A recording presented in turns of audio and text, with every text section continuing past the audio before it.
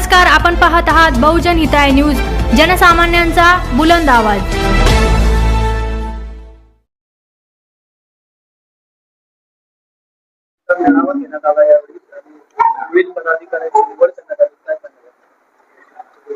गेली 7 महिने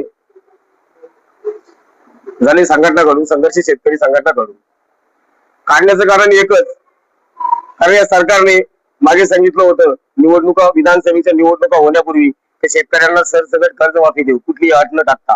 तर त्यानंतर त्यांनी त्यांचा जो शब्द होता ते शब्द त्यांनी बरेच फिरवले, कधी खाली कधी वर केले।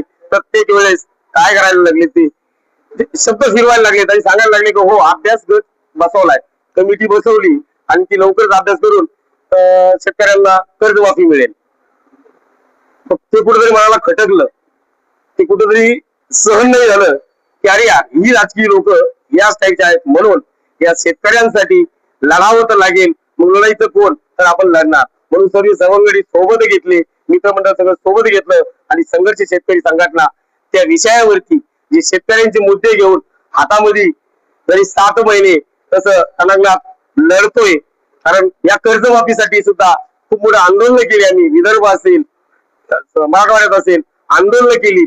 पण संघटन करायचं तर त्यासाठी शेतकऱ्यांची मुलं ज्यांच्यावरती अन्याय होतो हे सोबत लागतील। म्हणून आज विविध पदावरती नियुक्त्या केल्या, संघटन आज भरपूर मोठं, बरेच मोठं झालंय।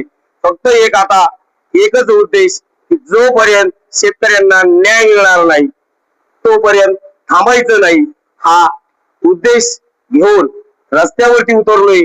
आणि नक्कीच जोपर्यंत जीव आहे तोपर्यंत शेतकऱ्यांसाठी लढत राहील। नाही संपूर्ण भारतभर, पण महाराष्ट्रात कमीत कमी 1000 ते 10,000 शेतकऱ्यांना संघर्ष शेतकरी संघटनेच्या माध्यमातून त्याचा न्याय मिळेल आणि त्यांना न्याय मिळवून देईलच, तेव्हा जीवातलं जीव सोडेल।